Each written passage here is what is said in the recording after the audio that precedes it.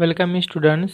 इस वीडियो में मैं ABTA माध्यमिक जो टेस्ट पेपर है 2022 के लिए उसके पीछे में जो सजेशन दिया हुआ है उस सजेशन में से मैं आज जो मेंसुरेशन है उसका MCQ सॉल्व करूँगा।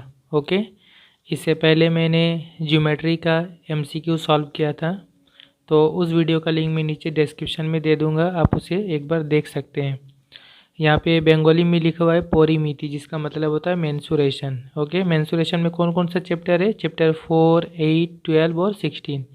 यानी क्यूबॉइड है, आयत घन है, उसके बाद सिलेंडर है, बेलन है, स्फेयर है यानी गोलक है, और उसके बाद है कोन यानी शंकु। ये 4 चैप्टर है हमारा 2022 के लिए। तो यहाँ पे देखिए जो पहला क्वेश्चन है और ये पेज नंबर 986 में है, 986। ओके, जो पहला क्वेश्चन है ये सब एक्सरसाइज का यानी बुक का क्वेश्चन है, तो इसको मैं छोड़ दे रहा हूँ क्योंकि ये मैं ऑलरेडी सॉल्व कर चुका हूँ। आप मेरे यूट्यूब चैनल के प्लेलिस्ट में जाइए, प्लेलिस्ट सर्च कीजिए और उसमें आप हर एक चैप्टर का अलग अलग प्लेलिस्ट बना हुआ है, उसमें उस चैप्टर के तमाम वीडियोज़ दिए हुए हैं, उसमें से आप इन सभी का सॉल्यूशन देख सकते हैं। ठीक है, तो मैं एक्सरसाइज का क्वेश्चन छोड़ दूंगा, जो न्यू टाइप का क्वेश्चन है उसको मैं सॉल्व करूंगा। तो जो पहला क्वेश्चन ये एक्सरसाइज 4 का क्वेश्चन है, ठीक है, चैप्टर 4 का है, क्वेश्चन नंबर 24A यानी MCQ में ये क्वेश्चन नंबर 4 है। ठीक है, और इसका करेक्ट ऑप्शन है C, 1:9। ये आप देख ले। दूसरा क्वेश्चन भी उसी एक्सरसाइज का, एक्सरसाइज 4 का ही है, क्वेश्चन नंबर 24A का 5। ये 4 और ये 5 दोनों सेम सेम है। ठीक है, यहाँ पे सिर्फ थोड़ा सा चेंज कर दिया था, यहाँ पे एक्स के जगह में बुक में A लिखा हुआ है। ठीक है, तो यहाँ पे जस्ट ऐसा हो सकता है, हालांकि ऑप्शन जो है उसी तरह से ऑप्शन डी इसका करेक्ट है। यहाँ पे एक्स के जगह में बुक में A लिखा हुआ है, ठीक है, सभी जगह पे। तो ये भी एक्सरसाइज का हो गया क्वेश्चन। उसके बाद क्वेश्चन नंबर 3, ये भी बुक का ही क्वेश्चन है और ये है एक्सरसाइज 8 से। ओके, यानी चैप्टर 8 से है, यानी बेलन या सिलेंडर से। क्वेश्चन नंबर 19 है, यानी MCQ में क्वेश्चन नंबर 2 है। इसका करेक्ट ऑप्शन है B, 20:27। आप बुक में देख लीजिएगा। उसके बाद ये जो है क्वेश्चन नंबर 4 है, ये भी आप देखिए, ये भी एक्सरसाइज 8 का है, क्वेश्चन नंबर 19A का। ये क्वेश्चन नंबर 2 था, ये क्वेश्चन नंबर 4, यानी सेम एक्सरसाइज, सेम क्वेश्चन 2 है, क्वेश्चन नंबर 4 है। ओके, इसके बाद आते हैं क्वेश्चन नंबर 5। तो क्वेश्चन नंबर 5 से मैं आगे सॉल्व करूँगा। तो स्टूडेंट मैंने इसका इंग्लिश ट्रांसलेशन कर लिया है। क्वेश्चन नंबर 5 का क्या है, मीनिंग देखें। The volume of a right circular cone is capital V cubic unit and the area of the base is capital A square unit. Then the height is, कहा जा रहा है एक राइट सर्कुलर कोन है, लंबिताकार शंकु है, उसका वॉल्यूम या आयतन V क्यूबिक यूनिट या घन इकाई है, और उसके बेस का एरिया या आधार का क्षेत्रफल A स्क्वायर यूनिट या A वर्ग इकाई है। ठीक है, देन द हाइट इज, तो फिर उस कोन का या शंकु का हाइट क्या होगा, इनमें से कौन सा करेक्ट ऑप्शन होगा? तो करेक्ट ऑप्शन है C, 3V/A। किस तरह से होगा देखें, इस तरह से बनेगा स्टूडेंट। देखिए, जस्ट हमें उसका फॉर्मूला लिखना है। ओके, वॉल्यूम, कोन का जो वॉल्यूम होता है, शंकु का आयतन, उसका फॉर्मूला क्या होता है? V = 1/3πr²H। ठीक है, और जो नीचे उसका बेस है, तो बेस या आधार वो क्या है, वो एक सर्कल है। कोन का नीचे वाला क्या होता है? एक सर्कल होता है जो बेस होता है। ठीक है, तो जो बेस है उसका एरिया कितना होगा? तो सर्कल का एरिया क्या होता है? πr²। यहाँ पे r सेम ही रहेगा। ओके, तो V इतना हो गया और A इतना हो गया। ठीक है, अब हम क्या करें, V/A कर ले, यानी V को A से डिवाइड कर देंगे, V/A। तो V/A मतलब क्या होगा? V का वैल्यू ये है, V = दिस, ये ऊपर में लिखेंगे, बटा A का वैल्यू क्या है? πr², तो ये नीचे आ जाएगा। तो ये देखें कितना होगा, दोनों ऊपर नीचे πr² कैंसिल हो जाएगा, तो V/A = यही चीज़, हाँ 1 से इंटू होगा H × 1H बटा ये आ जाएगा नीचे 3, और नीचे तो कैंसिल हो गया, तो H/3 होगा। अब हमें H निकालना था, हाइट कितना होगा? तो देखिए 3 यहाँ पे V से मल्टीप्लाई हो जाएगा, क्रॉस मल्टीप्लाई, 3V से इंटू हो गया बाई A = H। तो H का वैल्यू क्या हो गया? 3V/A। तो इसका करेक्ट ऑप्शन होगा C। इस तरह से बनाएंगे। और जैसा कि ये MCQ है, तो जस्ट हम इस तरह शॉर्ट, जितना शॉर्ट हम करके जस्ट करेक्ट आंसर निकाल सकते हैं, हम इस तरह से कर लेंगे। एग्ज़ाम में भी रफ में ऐसा ही करेंगे। इसके बाद स्टूडेंट नेक्स्ट पेज यानी 987 में क्वेश्चन नंबर 6 है। तो ये भी जो है ये एक्सरसाइज का क्वेश्चन है, ये एक्सरसाइज 16 का क्वेश्चन है, ठीक है। यानी ये कौन का क्वेश्चन है, क्वेश्चन नंबर 14 यानी शॉर्ट आंसर में से ये दिया है क्वेश्चन नंबर 2। याद रखिए ये एमसीक्यू में से नहीं, ये शॉर्ट आंसर 2 मार्क्स का क्वेश्चन में से जो दूसरा क्वेश्चन है वो दिया है एमसीक्यू में यहाँ पे सजेशन में, ठीक है। तो वो भी सॉल्व किया हुआ, वहाँ से सॉल्व करेंगे तो उसका आंसर आता है 2:1। तो इसका करेक्ट ऑप्शन है बी, ठीक है। एमसीक्यू में आप इसका सॉल्व नहीं मिलेगा, इसको शॉर्ट आंसर में इसका सॉल्यूशन मिल जाएगा, ठीक है, क्वेश्चन नंबर 2 का। ओके, आगे फिर बनेंगे क्वेश्चन नंबर 7। और साथ ही साथ ये भी बताऊँ कि यहाँ पे टोटल एमसीक्यू में 10 क्वेश्चन तक दिया हुआ है। ओके, फिर उसके बाद फिल इन द ब्लैंक्स वगैरह है, तो क्वेश्चन नंबर 10 तक बनाएंगे। नेक्स्ट है question number 7, the volume of the largest sphere that can B cut out from a solid hemisphere of 16 centimetre diameter is. कहा जा रहा है 16 सेंटीमीटर डायमीटर या व्यास वाले एक सॉलिड हेमिस्फीयर या ठोस अर्धगोलक से जो सबसे बड़ा स्फीयर, लार्जेस्ट स्फीयर, सबसे बड़ा स्फीयर या सबसे बड़ा गोलक काट कर निकाला जा सकता है, उस सबसे बड़े स्फीयर का या गोलक का वॉल्यूम या आयतन कितना होगा, ये इसमें बोला जा रहा है। तो हमारे पास क्या दिया हुआ है, हमारे पास एक सॉलिड हेमिस्फीयर दिया हुआ है, ठोस अर्धगोलक दिया हुआ है जिसका डायमीटर है 16 सेंटीमीटर, और इसमें से हमें सबसे बड़ा स्फीयर जो हम निकाल सकते हैं, जो पॉसिबल है उसमें से काट के निकालेंगे जो स्फीयर, उस स्फीयर का हमें वॉल्यूम इसमें से पता करना कौन सा होगा। तो करेक्ट ऑप्शन है ए, 256/3 256/3 पाई क्यूबिक सेंटीमीटर। कैसे होगा, तो स्टूडेंट ये हो गया हमारा जो सॉलिड हेमिस्फीयर, ठीक है, अर्धगोलक जो आधा सर्कल है, इस तरह से गोलक है, ठीक है, ये हो गया सॉलिड हेमिस्फीयर, ठीक है।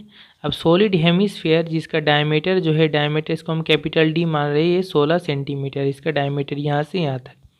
इसके अंदर से हमें सबसे बड़ा स्फीयर काट के निकालना है, यानी सबसे बड़ा गोलक जो हम इसमें से काट के निकाल सकते हैं, ठीक है।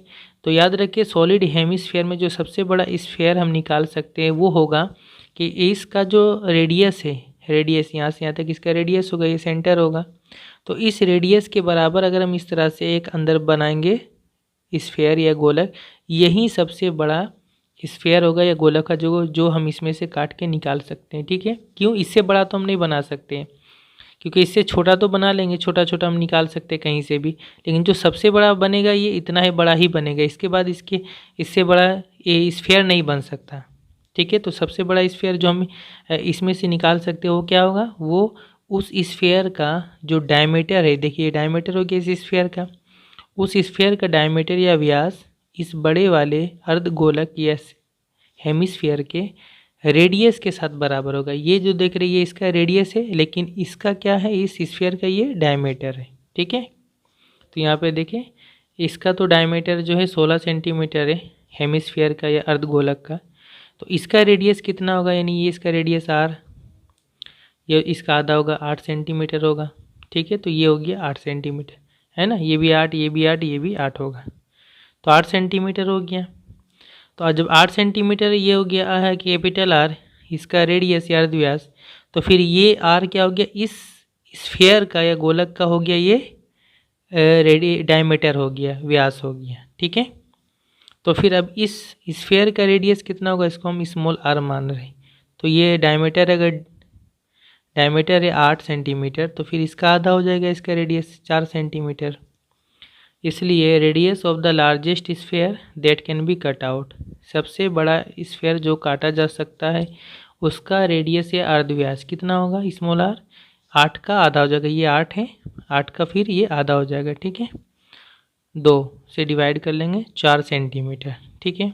तब इसका फिर हम वॉल्यूम निकालना है हमें, इट्स वॉल्यूम, इसका आयतन कितना होगा, volume 4/3 pi r cube, cubic unit घन इकाई, 4/3 पाई आर के जगह हो जाएगा 4, जो हमने लिखा है इसका 4 है, तो 4 का होल क्यूब 64 होता है, 4 × 4 × 4, 4 चौके 16, 16 चौके 64, 64 को 4 से इंटू कर दे, 256/3 पाई, 256/3 पाई क्यूबिक, और सब सेंटीमीटर में था इसलिए सेंटीमीटर, करेक्ट ऑप्शन होगा ए। ओके, तो ये समझ में आया कैसे होगा।